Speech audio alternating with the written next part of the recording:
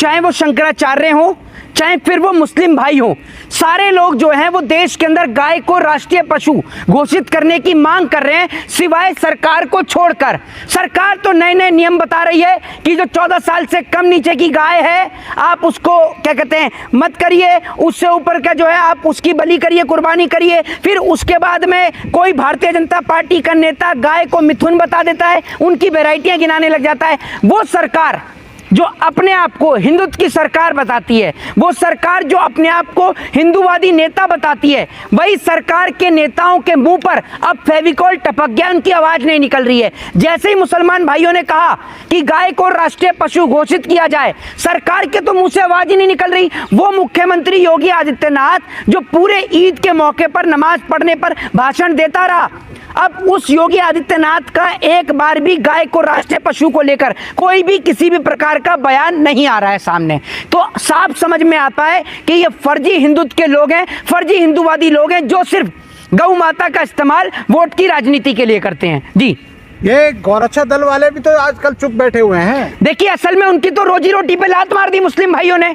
उनकी तो रोजी रोटी इसी से चलती है कि कभी किसी के खिलाफ बयान दो, कभी कहीं पर जाके ट्रकों को रोको, कभी कुछ करो। अब उनकी रोजी रोटी पर तो मुसलमान भाइयों ने लगाम लगा दिया।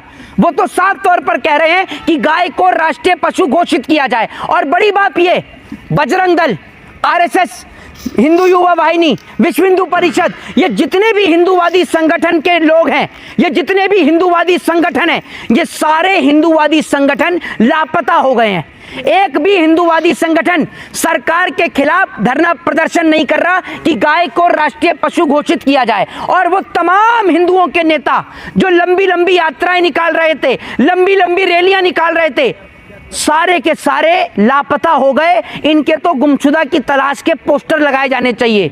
अब एक भी हिंदूवादी नेता रैली नहीं निकाल रहा, यात्रा नहीं निकाल रहा कि गाय को राष्ट्रीय पशु घोषित किया जाए, क्योंकि सरकार में इनके डैडी, इनके आका नरेंद्र मोदी उनके खिलाफ ये बोल नहीं सकते।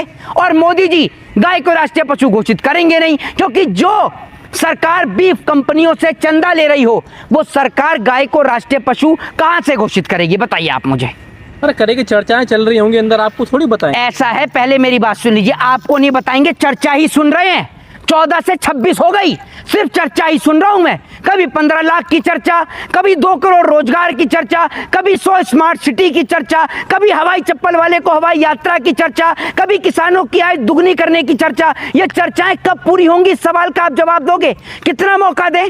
14 से 26 कितना टाइम दें? भारत के तमाम राज्य इनके हाथों में सौंप दिए।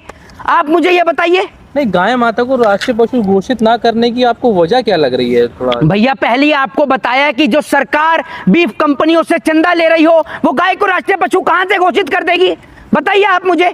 बीफ कंपनियों से चंदा उठा रहे हैं। अरे लेकिन मोहित शर्मा, आप क्या चाहते हैं, देश उन्नति न करे? वो इनकम को छोड़ दो। एक बात आप मुझे बताओ, अगर इनकम के लिए, बुरा मत मानिएगा, आप अपनी माँ का सौदा कर रहे हैं।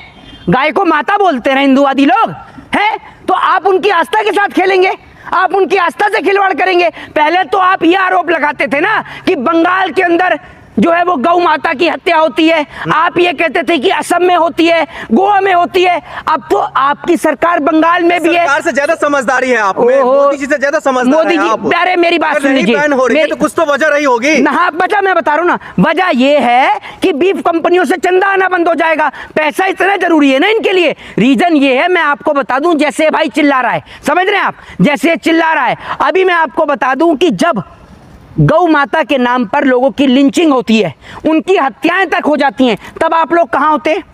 आप बताइए, तब आप लोग कहाँ होते हैं? अभी आ जाएगा जब बकरा एक्सपोर्ट कर लेंगे बीफ की जगह। जी, बकरा एक्सपोर्ट कर लेंगे। हाँ, बकरे को आप करो, कोई दिक्कत नहीं है। लेकिन मैं आपसे यही तो कहना चाह रहा हूं कि जिस तरीके से एक और तो आप कहोगे हिंदुओं की सरकार, हिंदूवादी सरकार, गौशाला के नाम पर आप दिखाओगे, गौ माता के नाम पर वोट मांगोगे, फिर आप जो है 70 तरीके के ड्रामे दिखाते हो। लेकिन जब बात आती है गौ माता को राष्ट्रीय माता बनाने की, तब आप लोग दूरबीन से भी नजर नहीं आते। इतने हिंदूवादी संगठन है जो आए दिन सोशल मीडिया पर, भाइयों में यहां पहुंच गया, जय गौ माता की, जय गौ माता की। अब गौ माता को राष्ट्रीय पशु बनाने की बात आई तो लापता हो गए सारे। कहां गए भाई? हम कहते हैं कि गाय को राष्ट्रीय पशु घोषित किया जाए, और ये बात अब से नहीं, ये बात हम 14 से कह रहे हैं। मोहित शर्मा 14 से कह रहे हैं। आज के डेट में आप गला फाड़ रहे हैं, लेकिन जो बजरंग दल है वो बहुत पहले ही कह चुका है, आरएसएस बहुत पहले ही कह चुका है। हाँ, एक बात आप मुझे बताओ, कहने को तो नहीं, कहने को तो हम कुछ भी कहते, कहने को तो मोदी ने भी कहा कि 15 लाख आएंगे, आए, बाद में कह दिया जुमला था। कहने को तो 100 स्मार्ट सिटी का भी कहा, कहने की बात नहीं होती मेरे भाई। हाँ। कहने के लिए कथनी और करनी में जमीन आसमान का अंतर होता है। आज अगर तमाम जगह पर जगत गुरु शंकराचार्य जी महाराज तमाम जगह पर जाकर लोगों से अपील कर रहे हैं, सब कुछ कर रहे हैं, विश्व हिंदू परिषद ने कहां पर धरना किया गौ माता को राष्ट्रीय माता के लिए? बजरंग दल ने कहां किया? आरएसएस ने कहां किया? आप कहते हैं ना बहुत बड़ा संगठन है, तो आइए और सरकार को ज्ञापन दीजिए, ज्ञापन देके सरकार से पूछिए कि अगर गौ माता को राष्ट्रीय माता नहीं तो इस बार वोट भी नहीं, सीधा कहिए। आप मुझे बताइए ना, क्यों नहीं करेंगे आप? इससे पहले जब बजरंग दल कहता था जो भाई गौ रक्षा होनी चाहिए, गौ रक्षा के नाम पर अगर वो किसी को रोकते थे तो आप लोग छाती पीटने लग जाते थे, भाई वो बेमतलब के किसी का हत्या कर देते, बेमतलब से किसी के साथ मारपीट कर लेते हैं। हाँ। लेकिन अब अगर मुस्लिम शख्स ने कह दिया तो आपका दिल का दरवाजा खुल गया, बहुत अच्छी बात है। बिल्कुल, अब मैं आपको बता रहा हूँ रीजन क्या है। आप आरोप मुसलमान पे लगाते थे कि मुसलमान नहीं करने देते, मुसलमान नहीं करने देते, अब तो मुसलमान भी कह रहा है ना, अब तो मुसलमान भी कह रहा है। आप एक बात मुझे बताइए, राष्ट्रीय पक्षी कौन है भारत का? बताइए। मोर है ना।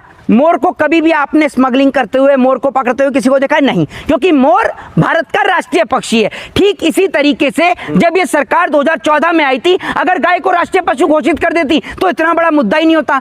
जितना ये लोग हिंदुओं को पागल बनाने का काम करते हैं, इनकी सरकार के राज में कोई चर्चा, आप चाहे बंगाल का चुनाव उठा लो, चाहे आप असम का चुनाव उठा लो, कोई चर्चा एजुकेशन, हेल्थ और डेवलपमेंट पे नहीं है। सारी चर्चाएं हिंदू मुसलमान, मंदिर और मस्जिद लोगों को लड़ाने के ऊपर है। बचाई तो है गाय बंगाल में, किसने काटी, किसने नहीं काटी? अब एक वो इन्होंने नहीं बचाई, इन्होंने तो वहां पर बिल ला दिया कि 14 साल से ऊपर की कुर्बानी कर दो। वहां मुसलमानों ने ऐलान किया कि हम गाय की कुर्बानी नहीं करेंगे। समझ रहे हैं आप? इन्होंने नहीं बचाई। इन्हों की तो सरकार नागालैंड में भी है, गोवा में भी इनकी सरकार है, फिर मणिपुर में भी इनकी सरकार है, मिजोरम में इनकी सरकार है, फिर उसके बाद असम में इनकी सरकार है, बंगाल में भी इनकी सरकार है। हम तो ये कह रहे हैं 100 बात की एक बात कि अगर ये सरकार हिंदुत्ववादी सरकार है, हिंदूवादी सरकार है, तो गाय को राष्ट्रीय पशु घोषित करे, और अगर ये गाय को राष्ट्रीय पशु घोषित नहीं करते तो हम समझेंगे कि हिंदुओं को ठगने का काम कर रहे हैं। अस्सलाम वालेकुम दोस्तों, आपने देखा कि किस तरह से ये जो कुछ हिंदू होता है वो मुसलमानों के ख़िलाफ़ नहीं है, यानी मुसलमानों के हक़ में आवाज़ उठाता है। और ये जो इंडिया का गवर्नमेंट है ये मुसलमानों के ख़िलाफ़ साजिश बनाता है। इससे पहले कुछ दिन, यानी इससे पहले ईद से कुछ दिन इंडिया की सरकार ने मुसलमानों पर ईद की नमाज का कई पाबंदियां लगाई। तो ये जो हिंदू है तो कुछ हिंदू मुसलमानों के ख़िलाफ़ नहीं है और वो मुसलमानों के हक़ में आवाज़ उठाता है। तो इस शख़्स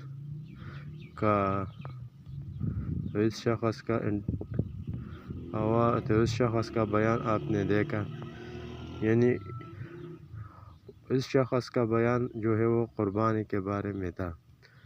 जो इंडिया का गवर्नमेंट क़ुरबानियों पर, यानी गाय के क़ुरबानियों पर पाबंदियाँ लगाता है।